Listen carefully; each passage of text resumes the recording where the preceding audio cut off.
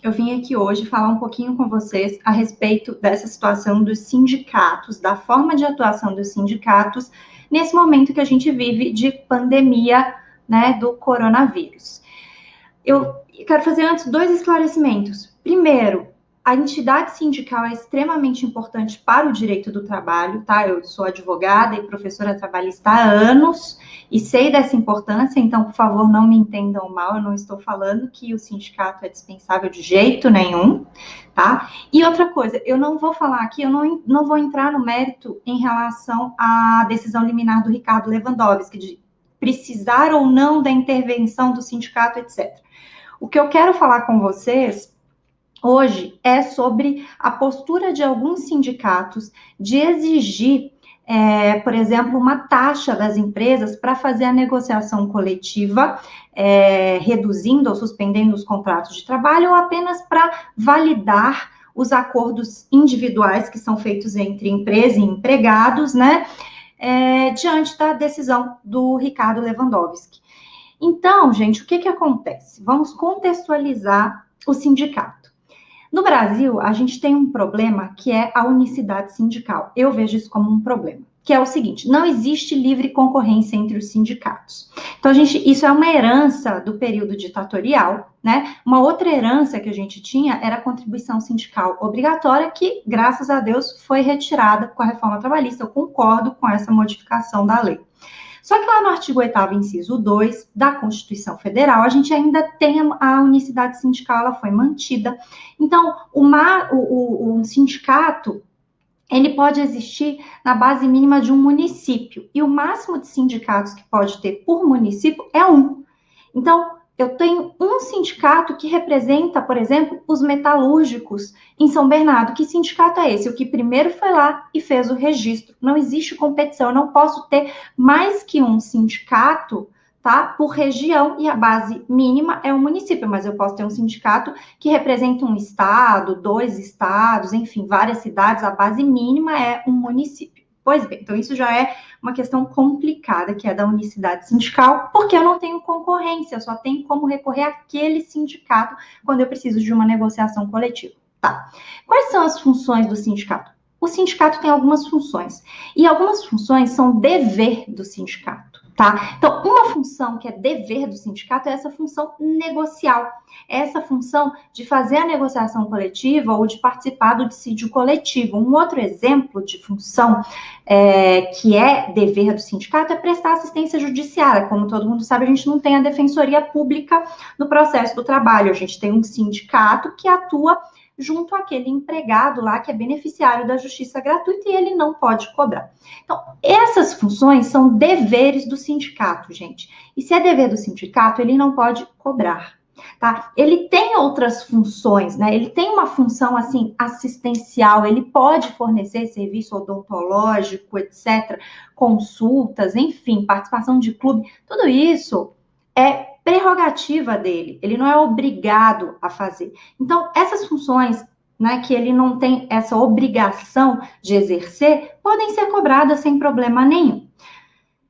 Indo um pouquinho além, quais são as contribuições sindicais? A gente tinha a contribuição sindical obrigatória, né, do 580 lá da CLT, que foi extinta com a reforma trabalhista. Então, agora, para que você possa descontar do empregado aquela contribuição anual, né, lá do mês de março, você tem que ter uma autorização expressa desse empregado, tá? E das empresas a mesma coisa, o patronal a mesma história, é em janeiro e a empresa vai recolher se ela entender que ela deve ou não, que ela deve recolher, não é obrigatório, beleza. Além disso, eu tenho as contribuições assistenciais que eu posso colocar em norma coletiva. E aí, na norma coletiva, óbvio que a inclusão, né, gente, dessa contribuição, dessa outra contribuição assistencial, ela vai ser negociada, ok? Esse é o panorama que a gente tem, assim, resumindo e sendo objetiva. Então, atualmente, nos dias de hoje, né, nos dias atuais, se você vai atrás do sindicato para fazer uma negociação e o sindicato coloca uma taxa para exercer aquela função, a meu ver, ele está fazendo uma cobrança absolutamente indevida, ilegal, e ele deveria sofrer uma fiscalização do Ministério Público do Trabalho, porque ele está agindo de forma incorreta. Uma coisa é ele fazer uma negociação coletiva e na negociação coletiva ficar lá acordado uma contribuição assistencial.